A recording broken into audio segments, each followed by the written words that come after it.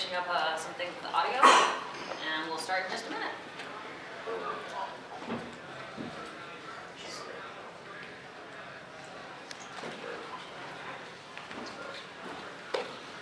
Great.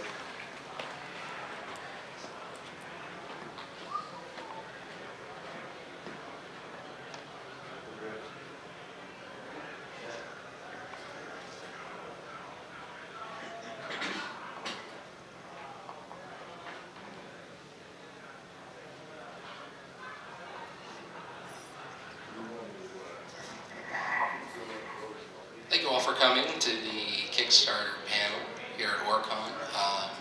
Is everybody ready? You guys ready there in the back? Yeah. Perfect. Cool. I guess we'll just jump right in. My name is Ian Stedman. I am co-owner of Magic Meeple Games. I wear pretty much all the hats, designer, developer, and publisher over there.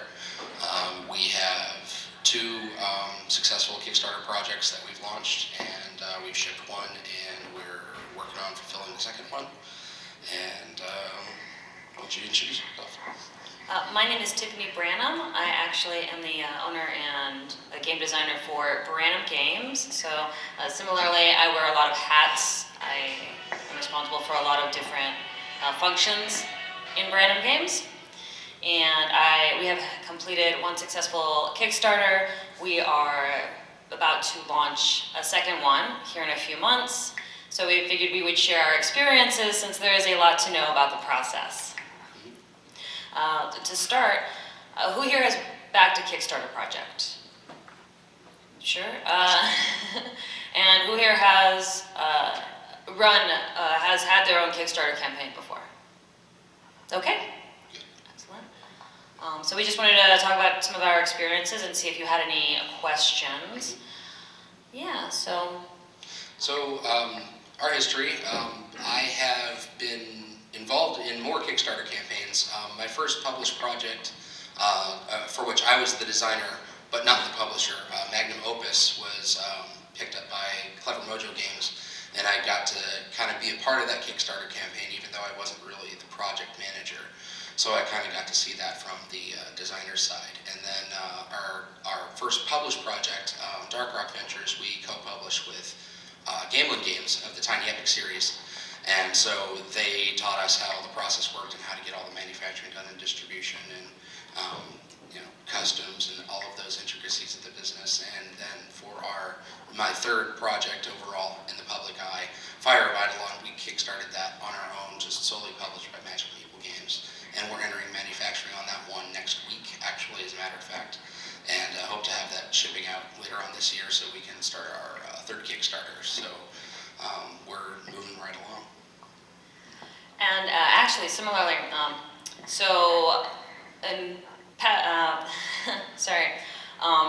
they've been partially helpful. Magic Meeple Games has been very helpful for me because I didn't have an opportunity to work on another project. So if you have the opportunity to work on another project before going into your own project, I highly recommend it. I've had several people work with me for the first time on my Kickstarter and say, okay, well, now I know what I would do.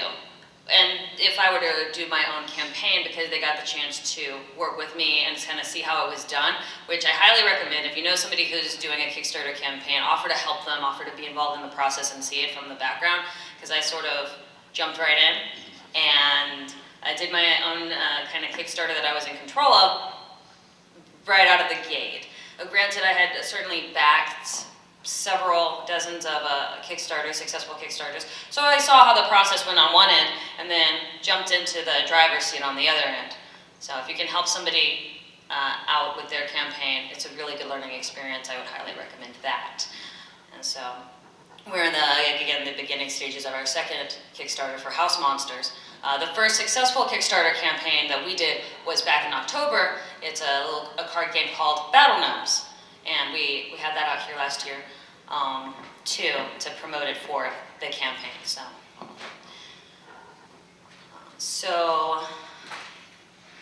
sorry. And this is actually really exciting for me. It's my first panel since all of this went off, and I was really looking forward to the opportunity to share my experiences and the things that we've learned. Another thing that we wanted to share with you was, again, our involvement in Kickstarter, even before we personally got involved. You know, making sure to back games and being a part of that community in advance of actually kickstarting your own game. I think that was critical for me.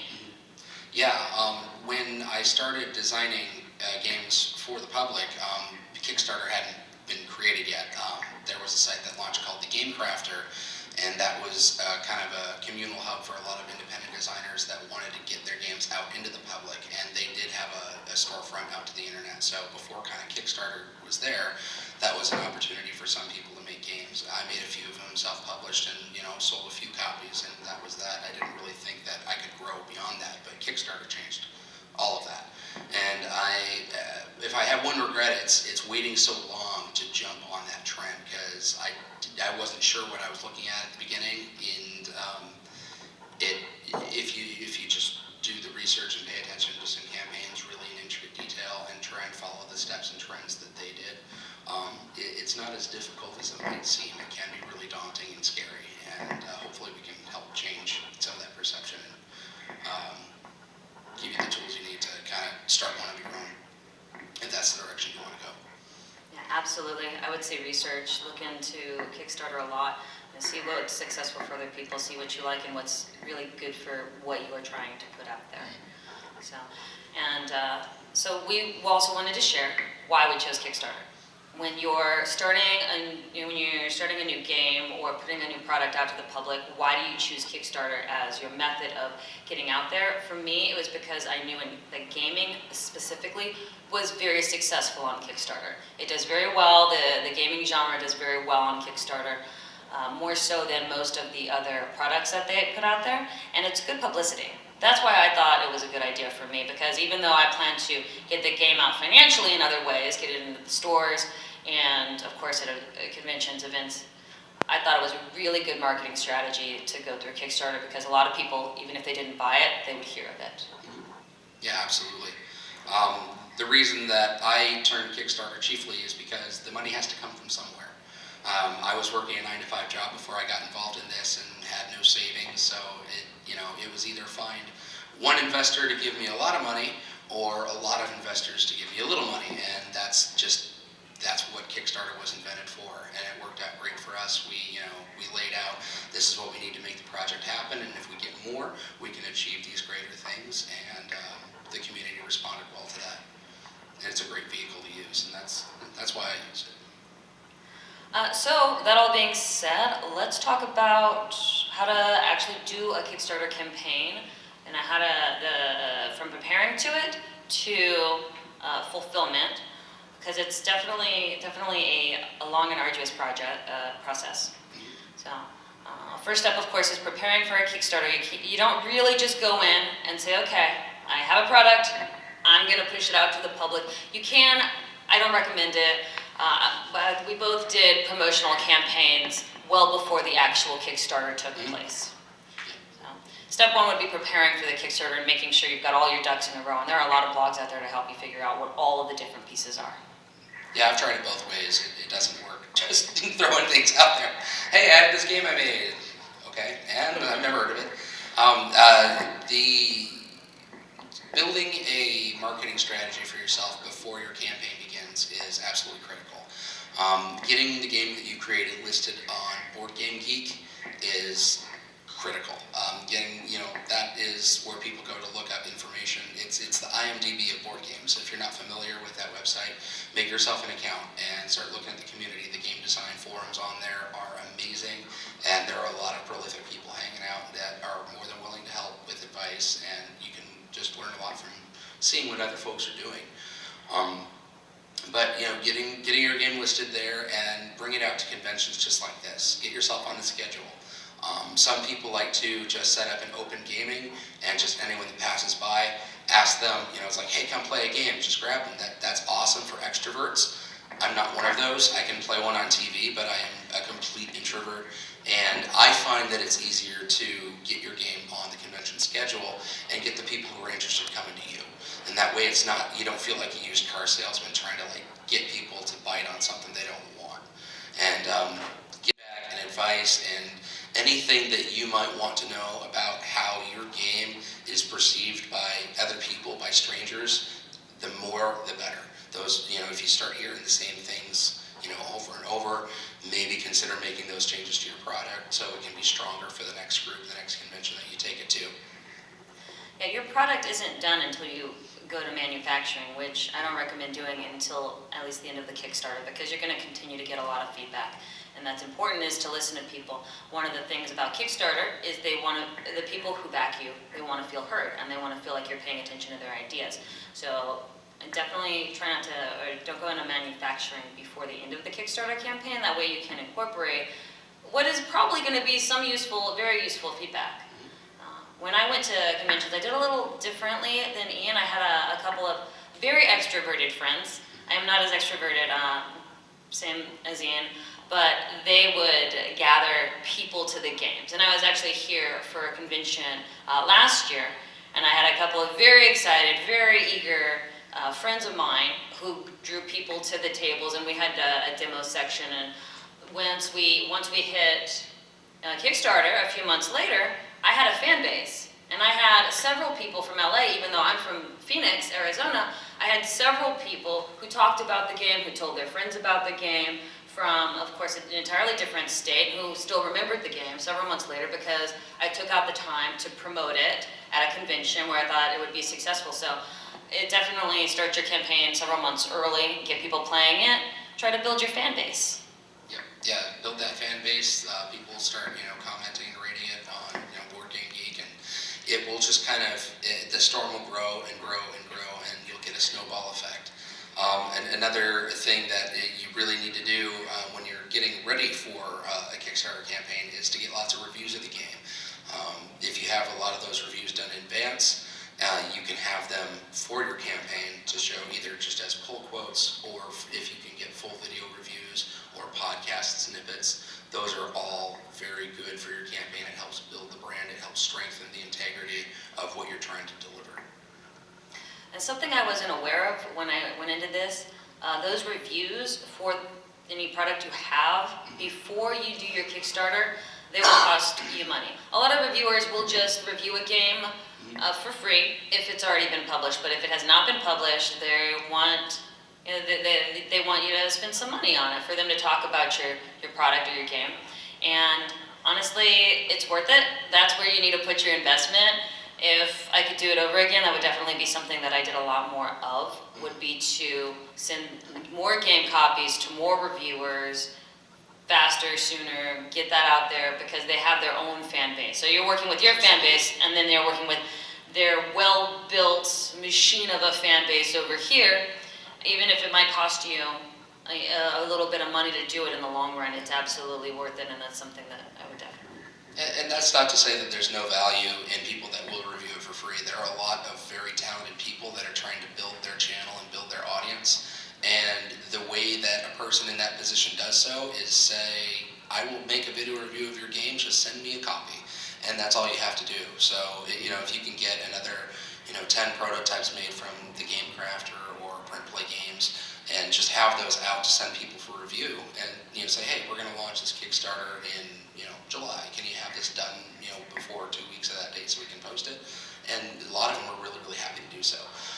Paying for a good review is very, very good, but getting a nice blend, if you can, getting those extra ones just for the cost of a little bit of shipping and the parts of the game, right. It can't do any harm. It's always good. It's good exposure. Absolutely, all exposure is going to be good exposure, so that's absolutely true. So yeah, we both prepared for months before the campaign. You want to get your reviews at least a month before the campaign, preferably start asking 2 to 3 months in advance. So if that's something you're working on, then make sure to establish that.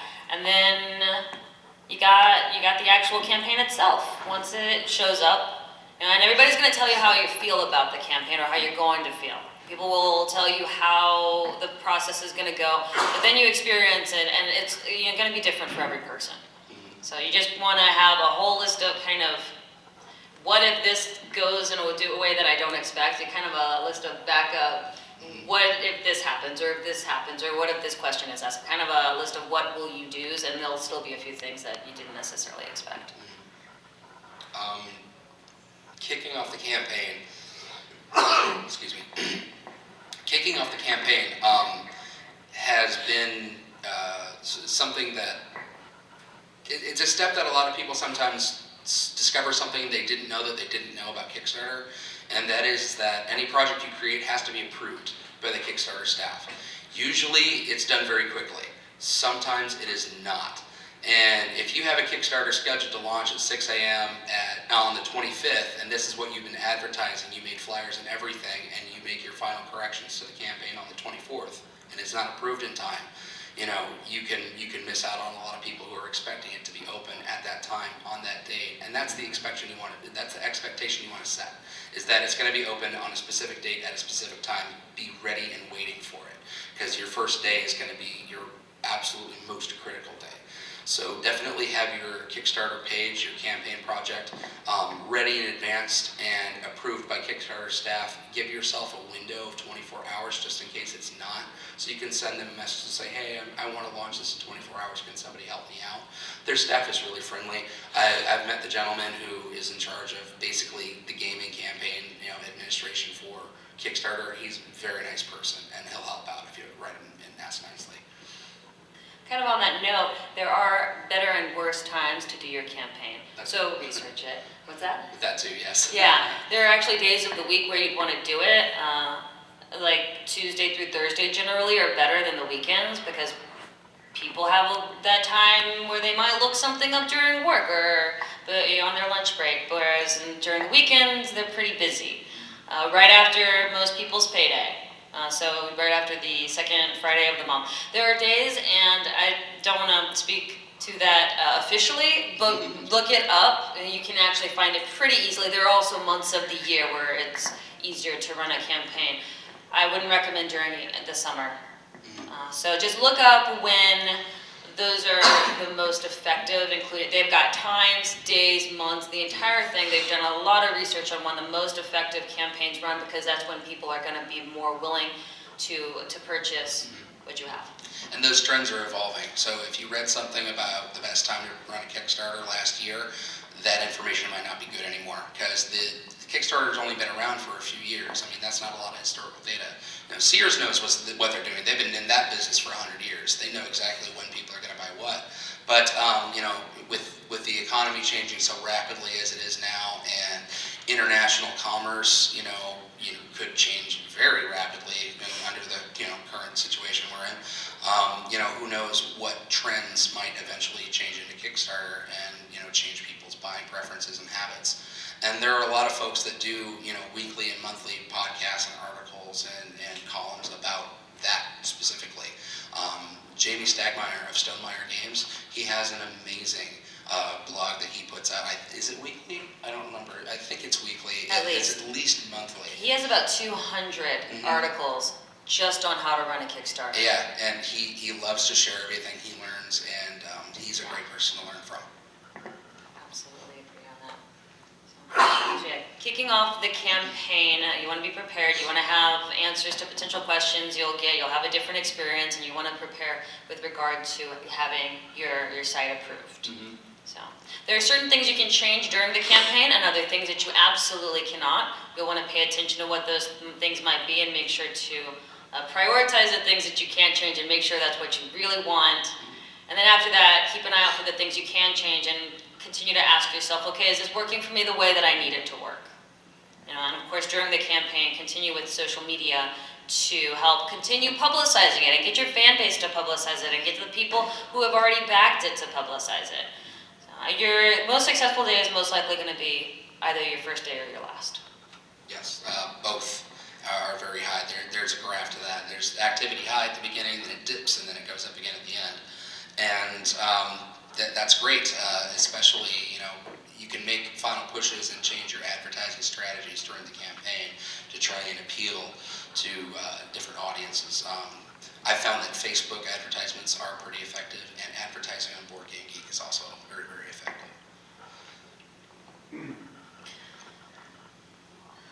an emotional component to doing this.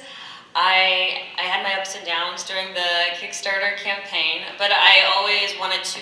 What happened to me was, it was the day after we had started a Board Game Geek advertisement campaign, which they're very effective. It is money well spent. And the day after we had gotten that, we started getting a huge spike in our funding goal. We were already about 200% funded at that point. And I got up in the morning, my wife told me, it's like, hey, we got another $1,500. Like, wow, that's awesome. So I'm going through my morning routine, I take a shower, I come out, we're up another $1,000.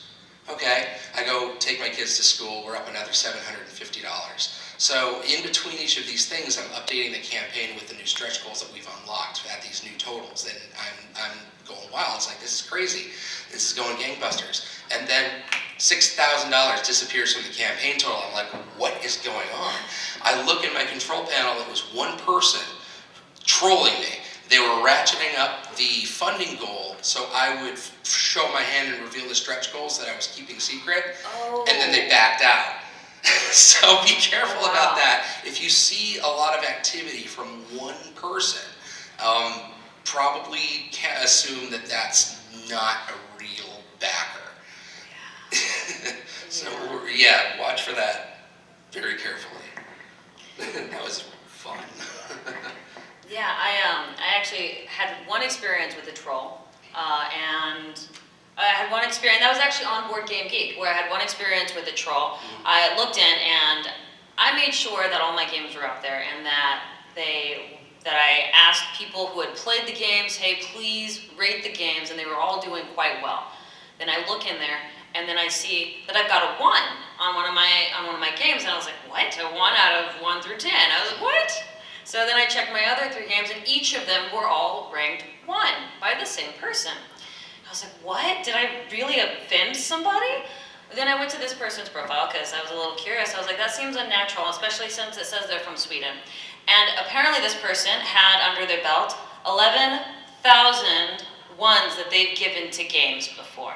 So it was my first troll. I was like, I was just very confused. I'm not worried about it, and it's still gonna just hang out there. But sometimes people are just gonna be negative, and you just have to let it roll off your back. This is why anything above a 7 score on Board Game Geek is considered a great game, because there are tons of people exactly like that have driven it down. So like, the numbers you really got to pay attention to is 6 and 8. If there's anything outside that, it's probably an outlier for some reason. But no systems are perfect, so. And definitely make pages with regard to your games. Make, of course, on Board Game Geek, but also on Facebook. Make make pages. Make event pages. Make an event for your campaign. Invite people to join the campaign on the day by making a Facebook event for it. Absolutely. Mm-hmm. It's a good reminder for people who want to support you, family, friends, and your fan base. Mm-hmm. So how about the follow-up? The follow-up. So I remember the last day was kind of challenging because I did see a day potentially, but that's not how it worked out for me. I did have a spike in the last week, but there were cancellations, and so I was kind of like wondering where that would end up. So it wasn't as climactic, but we still did really well, and it was kind of an emotional release when the Kickstarter was over. It was definitely a release. I went and I took a 2-day nap and didn't talk to anybody. I did one post to all my backers, and then I ignored everybody for like 2 days. I was like, hey, thanks everybody. Crash. What about you? So the follow-up to the Kickstarter, I always like to lead into a pledge manager for all of my backers, or a backer kit. Those are 2 services that are very similar. What they'll do is you'll basically import all of your records from Kickstarter into their system, and they will give people a last chance to add things onto their pledge, increase their pledge, and even update their address and critical things like that. I almost said Facebook. Kickstarter allows you to send 1 survey and 1 survey only at the end of your campaign. I've seen a trend where people will use a Pledge Manager backer kit instead for all of the survey stuff and like getting the address and order upgrades. And then at the very end, after it's fulfilled, they'll use that Kickstarter survey as like, hey, give us some feedback. Like, let's do a questions and comments thing instead of using it for this is how it's actually going to be fulfilled. The great thing about having that backer kit or Pledge Manager afterwards is that you can still invite new people to the campaign. And what worked for me really well is I wanted to give the best price to the Kickstarter backers, the people that actually supported during that campaign. But I didn't want to leave everyone else who missed it out in the rain because I had some cancellations because people couldn't afford it. They asked if they could get back in later. I had lots of people ask me if they could get in after just because they didn't hear about it in time. And having an open public link so people can jump into the Pledge Manager, or alternatively, you can invite them by email address only if you prefer to do it that way. But just because the campaign's over doesn't mean you can't stop collecting on that project and add to that initial distribution run. And of course, to do that, you have to use a Pledge Manager. Right. And a lot of Kickstarter campaigns do. I didn't. I kept my situation, I wanted it to be simple. For my first campaign, I just wanted to keep it simple. I felt like that was the safe route to which, once it's done, it's done. And, 2 days later when I woke up from my coma, I did work on sending out those surveys that he was talking about. So I didn't actually have the Pledge Manager, which has a lot of benefits. A lot of benefits, like he said, you can have even more people contributing to this thing you're trying to do. And that's very cool and useful, obviously. Yeah. So, to each their own. I think it's very effective if you're interested in doing that kind of thing. And always have a plan that can scale. Know that if you plan to do your own fulfillment and distribute your games yourself, that is definitely an option. But know at what threshold you need to say, okay, this is too much for me, and I'm going to go with a fulfillment partner, a distribution partner. And there are a few out there that are very helpful. Amazon even does it now. Ship Naked is another company that does it, and there are lots of options out there to get help with that fulfillment. If you use the Game Crafter for your manufacturing, they do the fulfillment for you too. That's an option. They even have their own crowdfunding system if you want to try and something other than Kickstarter. But those are all very useful. Honestly, 2017 is a very exciting year for being in games. Anybody can make a game. You've got the resources for getting a prototype for like $30 to $60, depending on the extent of your game. And you've got all this social networking you can use. You've got these crowdfunding sources that you can use. And like you said, you've got these distributors who will work with just about anybody, including Ship Naked, who will help get these games out there. So you've got all of these resources now at your fingertips. You don't have to go and sell your game to a company that will give you the royalties and then have it belong to them. So it's actually a really exciting time to want to be in this industry. If you're interested, I don't think it's going to get a lot better than this. We have a lot of resources available. We do, and it's the gates, the barriers to entry are just getting easier to jump over. Absolutely. Or coming down entirely. Oh, and there are all of the YouTube videos, the blogs, the information. People in this industry, something that I found over the last year, they want to share what they know. Everybody's very open and willing to share what they've learned, to connect with other people. They just love what they do. And it's definitely an industry full of people sharing their resources and their knowledge, from what I found. Make sure to communicate with your backers too. That's really important. Running a Kickstarter is by itself a full-time job, easily. During those 30 days or however long you want to make your campaign, it's going to require constant attention, and not just during your business hours, because people all over the country and all over the world are going to be interested in your campaign. And if you make them wait too long for a response, some of them are impatient and will turn on you. And I've had that happen to me. I had one guy that I had the audacity to make him wait 8 hours for a response because I was sleeping, and he got very angry and started publicly slamming our name. I'm so grateful that I had some awesome backers that actually came to my defense and said, hey, he's doing everything he can, he's just one person, and that really warmed my heart. That potentially discouraging situation. There are people out there who are really rooting for you, and those people that have said, I'm going to give you my money and hope that you're going to give me something in return with no actual legal guarantee, they're rooting for you. They want you to succeed because they want to get the cool thing that you're selling, Right. And that does mean that some people have really high expectations. They're like, I am helping support you here. I have high expectations for what you're going to do for me. And that includes communicating with me as quickly as possible. They want you to hear their feedback. They want you to hear their suggestions. They want you to, chat with them about what your plan is.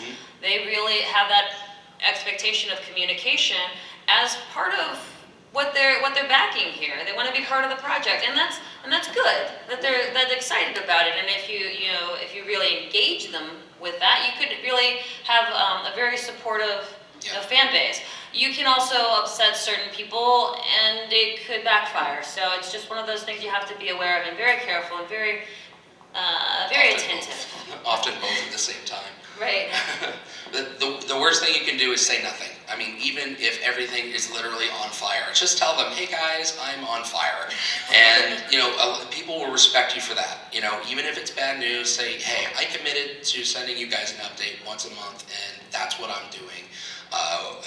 I had a problem with my illustrator, and he had caused us a 4-week delay, and that translated into 4 weeks, late on my end up delivery, and people just said, thank you for being honest. You've set the expectation appropriately. We know exactly what we're getting. We know we're still going to get it, and that's okay. There are still projects that I'm still waiting for, 3 years later, but the creators are still being communicative, and they're telling us what their current situation is. It's, hey, I ran out of money. This cost more than I expected. This disaster and catastrophe happened, and I'm not going to be able to get these out when I wanted them to, but I'm still committed to getting them to you. And just having that monthly, disclosure of what's going on and that transparency is very, very important and valuable. People love it, and that's what they expect, and that's how you grow your brand and you really get respect in the industry from your consumers. Another thought on that is, even if you have an update, have an update. Yeah. Put something out there, even if you're still doing the you're exact same thing. Same situation as before, create something. Show them a picture. Show them a picture of the last thing you worked on. Right. This is where we are right now. This is how we're looking. Take a screenshot of your Photoshop, window, and this is what I'm mired in right now, but I'm still hard at work, and I'll catch you guys in another 3 weeks. Yeah, let them know you remember them. and count the likes on that post, and people appreciate that very, very much. Absolutely. Alrighty, so moving right along, I guess after the follow-up, the big thing that you do, that everybody does, is ask yourself, what would you have done differently, and would you do it again? Really the reflection stage, the really thoughtful reflection stage comes up. And as for me, I wasn't sure if I would do it again after this last one, just because it was so time-consuming. But then I reflected on it, and of course, after a couple months of being away from it, I'm like, okay. Actually, I'm getting excited about doing another project. This could be great for me. Definitely give yourself some time to decompress. Be too eager to launch your next project, even if it's ready. If it's your very first project, a lot of people will respond better if you fulfill the first one before starting your second project. Right. Fire of Eidolon was really challenging for me because I was kind of caught between a rock and a hard place, where I was contractually obligated to have the next Kickstarter begun by a certain date, but problems with distribution had caused a delay, and it wasn't in the hands of my backers yet. So I had literally made myself a Google form, and I put it to a vote. Like, hey guys, I've got to move forward to keep this business going and make sure we keep bringing you these games and deliver on what we've committed to. Can we move forward? And that honesty and transparency translated into support. And it was very effective, and I wish I had waited. I wish I had been able to wait until my first game had fulfilled before starting that second campaign, because I think it would have performed better. But it wasn't the end of the world. Just avoid that if you can, is my advice on that one. Yeah, definitely, if you can get your product out to people, you want to build in your anticipated time frame for that, and then add a little bit more. before you know your next campaign will begin. You will have a much more eager fan base if that's how you do it. People will trust you, and the trust of your backers is incredibly important, and that can snowball into a much larger and effective group of people. You'll acquire super fans over time who will just cheer your name and share everything that you post to all of their friends, and just try and get everyone they know hooked on your product, and that's awesome. Building those relationships is very rewarding, and one of the reasons that I love this industry so much. Having those people come to me at conventions and ask for my autographs, like I didn't actually design this game. They're like, yeah, but you worked on it. And I'm like, oh wow, okay, thank you. It's very fulfilling to have those people like really grasp on and latch on to what you've done. And there'll always be at least one. There'll always be at least one, even with the game. Even with the game that you think is terrible, there'll be someone who that is their favorite game. Right. Yeah. I was really excited because ever since then, you know who's supported the project. You can see your backer list. Outside of that, people come to me, and even if they haven't backed it, and I know they haven't backed it necessarily, they come to me and they're like, I've heard of Battle Gnomes. Every time I bring it up, and Battle Gnomes was the game, I think I mentioned that, but they're telling me that they know about this game. Or people ask, what do you do? I'm like, oh, I'm a game designer, and I designed a game called Battle Gnomes, and they'll be like, I've heard of that game. And so for me, the most exciting thing, I mean, yes, we funded.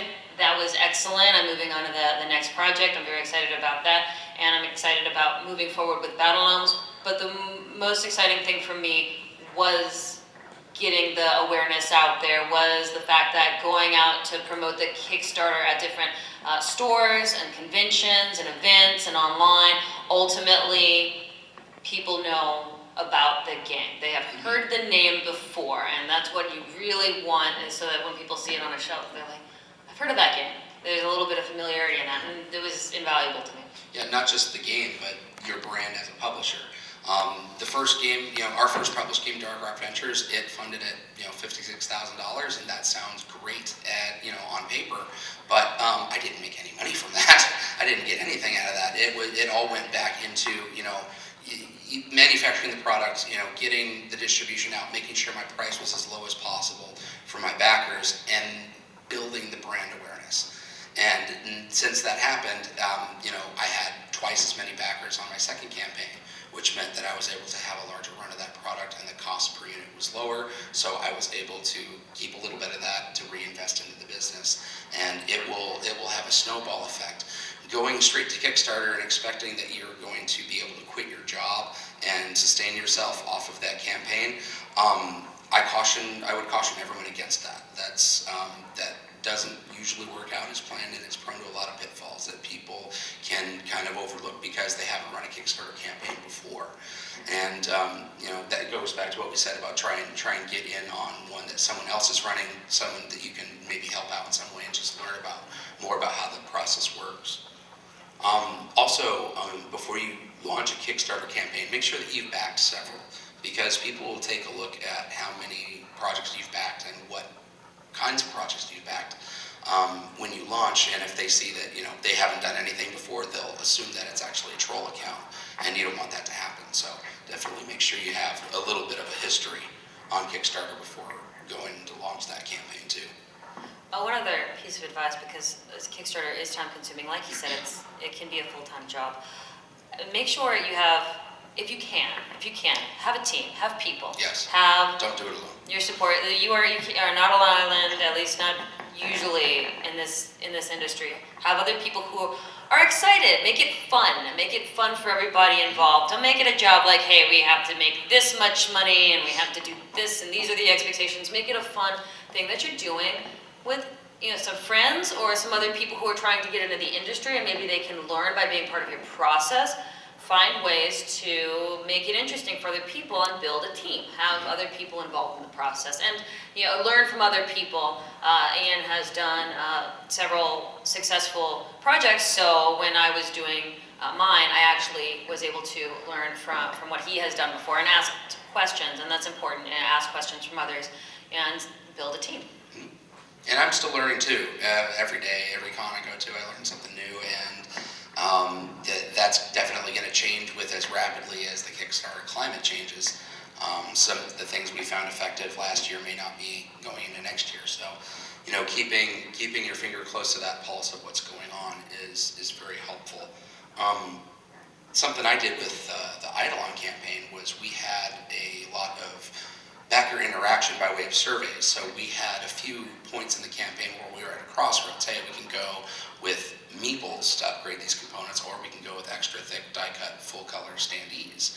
And so we put it to a vote, and being a part of that decision-making process, it gives people a lot of, it gives them a lot of ownership of, what they've invested in, and they will continue to, be excited about what you have to say and the kinds of things that you ask them for their opinion about, and that's very helpful.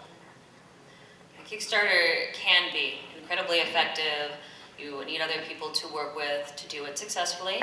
You need to be part of the actual, the actual site, Kickstarter, in order to understand it well enough to do it successfully. And you need to do your research. So it can be really effective. Just do your research, learn more about other people's experiences, keep an eye on it. So I really enjoyed it. I'll do it again. I'll use it again. It was very effective for me. Absolutely. I will use it again, and we'll keep going until someday, Jamie Stegmeyer has decided that he's sustained his company enough that he doesn't need to use Kickstarter anymore, and that's great. I'm not at that stage yet, and I plan to keep using it until it's I don't know if it's going to continue growing, or I don't know. So in 5 years, there might be something else that helps independent game designers like us. Yeah. But for now, it's our way of not having a barrier to entry into this industry that we both really love. Yep. Do you all have any questions? Yeah, go ahead. I know that obviously the more the merrier. I know there's a wide range of things you can do, but how much would you guys suggest ballpark saving up for marketing before a campaign? Definitely depends on your type of game and your funding goal, but I did not market enough. I would have done more, and I probably spent about somewhere between $500 and $700, just $500 and $700 just to send games to people, to have it reviewed, to get some advertisement, and I didn't spend enough. So it really depends. Do you have a better? You'll never feel like you spent enough on it, ever. So the best thing you can do for yourself is set a limit. And at 10% of your funding goal to start out with is probably a good place to start, and just kind of test that water to see what works and what doesn't. Board Game Geek has some options that are pretty costly. They will let you run a contest on their site for giveaways and things, and that costs a couple $1,000s. And that's probably not really worth that investment unless you're doing 10,000 units a year, like big companies like Fantasy Flight and companies like that. Spending a lot less on the Facebook campaigns, having more prototypes made and having those mailed to reviewers for your buck investment in the earlier stages. Once you have enough to dedicate maybe $1,000 to marketing, put some of that aside to go to a new convention that you haven't been to before and get your game on the schedule, get a bigger audience for it, or maybe take out an ad on Board Game Geek, which can be a couple $100, but a lot of people will see those. So. See, and I wasn't thinking about the events that I went to with the games too, and that would have to be something you planned for financially. Every event you go to, that's all marketing expense. So, yeah, there's a general concept, a lot. Guerrilla marketing also is really, really important. If you've got a really low budget, get some business cards made with your company name on the front. These were the first business cards we made when we turned into Magic Meeple. On the back was the Dark Rock Ventures Kickstarter ad with the Kickstarter date on it. So this is what I would give to everyone I could. It was dual purpose. And I happened to accidentally drop these all over the place at every convention I went to, just in case someone might see it and pick it up. So things like that you can do on the cheap, and without actually vandalizing anything and taping things on the walls where they don't belong. Hotels don't like that very much. much, but if you're respectful and leave things, people leave their cards out by the water dispensers very commonly. I've done that too, and it's very effective. People stop for a glass of water, they'll check out the cool stuff that people are doing. I like to do that every show I go to. And these things work, these things help. There are little things you can do that really add up and start building that brand. Definitely tap into your free resources, because some people just kind of want to run to, I'm going to put an ad on this popular site over here. Tap into your free resources. All of the people who are trying to build their fan base and need to review or talk about something, podcasts and YouTube videos, I mean, it's not exactly a free resource, because let's be honest, every one of those people, it's the cost of the game and shipping. So that does actually add up after a while, but at the same time, look for people who are trying to promote something, or who are at least willing to promote you for anything. So try to take advantage of that, and it requires some looking into. Cross-promotion works great too. If you find other Kickstarter creators who have things that are tangentially related to what you're working on. When I was doing the Fire of Eidolon campaign, that game has a 16-bit art style, kind of like a Super Nintendo game. So there happened to be a gentleman running a collector's compendium hardback book for the complete Super Nintendo library, and he said, "Hey, let's cross-promote. I bet your audience would like this book." And they're both related to that era of video games. And it was actually very effective and free to us both. It was just like, I tweet, "Hey, check this out." You tweet, "Hey, check that out." And no one has to exchange money, and both audiences grow. When you talk about distribution, when we're starting, how many copies are you talking about? Well, so if you plan on doing your own distribution, like out of your house, know the size and dimensions of your product, how many units are going to be too many for you. So if you've got one room in your house dedicated to this, or you live in an apartment, you've got a corner of the room dedicated to all the cases of the games that show up, know that 10 games per case, I can fit, 5 cases from floor to ceiling, and I've got enough for 4 cases on the floor. So that's, do that math and say anything more than this, I'm going to need to call in some backup. Even if that's just, going through Amazon fulfillment, or saying, okay, all of this needs to go to someone who does distribution entirely, and just know where your break point is for that. Because if you plan to do it all yourself and you don't have a backup plan, and your Kickstarter funds for $300,000, that's great, yeah, super successful. That's all got to go somewhere though. And if that's all going to your place and you don't have the room, it's like, I guess it goes in the backyard, and you've got no options. So just try to make sure that you don't get trapped and paint yourself into a corner that way by having some backup options. Now, if you aren't necessarily trying to do future distribution yourself, and you sell maybe 1,000 copies of this game, order 2,000, because in bulk, that saves you a lot of money. So order whatever the cost break is, and then spend the rest of those copies, send those to other reviewers, send those to other people in order to try to make your way into distribution. So even if your ultimate goal isn't to try to sell it yourself, but to try to get other companies to sell it for you, get the extra copies so that you can find a way to become more well-known among the people who have audience bases and can get you into distribution. Yeah, always have more made than you sold in your campaign, not only because you're going to have people coming to you later saying, "Oh yeah, I missed that campaign, I want a copy," and you can sell them at shows like this, but also because no run of any game is completely free of defects. You're going to have missing parts, you're going to have destroyed parts, you're going to have stolen packages, damaged packages, and everything in between. So absolutely have at least a 20% buffer. If you've sold 1,000 copies, get at least 1,200 made. I would recommend double that, like she did. If you can, don't order more than you can afford. Of course, disclaimer there, but make sure you have at least some overs so you can have those replacements ready if you need them. So one add-up question is that when you estimate it, do you estimate according to how much money you raised and the manufacturing and shipment cost, like the ratio of that, or you calculate how many units according to how confident you are about your product to be sold in the future. Like, if you think 1,000 people would buy, then you make 1,000, or I mean, Well, you said it 2,000. depends on a good price break. That's how I based mine on. And it's like, okay, if I want this to work for me financially, I need to sell this many units for that to be a good price break. But to do that, I need this amount of money. And actually, the amount that it cost, that's what determined my ultimate funding goal. And then, of course, you want your full funding goal to be a little bit higher than that, just to cover for any unexplained things you don't understand.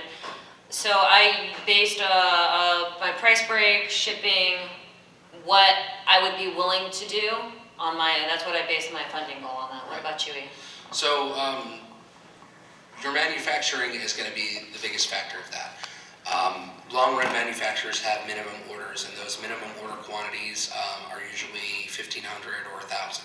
So that will be your baseline for manufacturing the product if you're going to do a long run. If you do short run, like print on demand through Print Play, AdMagic does that, or the Game Crafter, you'll be able to do a much smaller run, but those individual copies will be much more expensive, so that may not make sense for you to put a $30 game, it costs $15 to make it, and then you got to ship it to, that probably won't work. So you'll want to know how many you need to make until your price is where it is acceptable for you to not be upside down when you go to ship it and distribute it. Yeah, like he said, a lot of the larger runs really require you to have at least 1,000, 1,500 or so. But yeah, you can graph that out and map that. There's definitely a point where you're going to have the smallest possible run that you want to make, and your price per unit is where it's affordable for you. And you should don't try to stretch that further than it can go. A lot of great companies have failed because they did that. And if you've got to do a shorter run with a print on demand just to get the game out instead of getting the goal lower to make that more attainable, that's a good option to go to. Also, you can also bake in, this is a plan A, this is a plan B, but you should. Hi there. I tend to plan my MSRPs about 6 times more than the price per unit. So try and consider that as you go through. If you know your game is going to cost $10 per unit to make, ask yourself if you could sell that game for $60. And if the answer is no, then you need to either plan for a larger print run so the price per unit is lower, or try and remove something for the game, or maybe save that stuff for an expansion so you can make the individual game a little bit less expensive to produce. Oh, we're out of time. The other thing, the last thing I want to add to that also, keep in mind that Kickstarter and payment processing of all that basically is going to shave 10% right off your campaign. So 10% of that total, your funding goal, that total of yours, you're not going to see 10% of that. 5% is going to Kickstarter, and 5% is going to Visa, or whoever does the payment processing for you. So that's another thing that people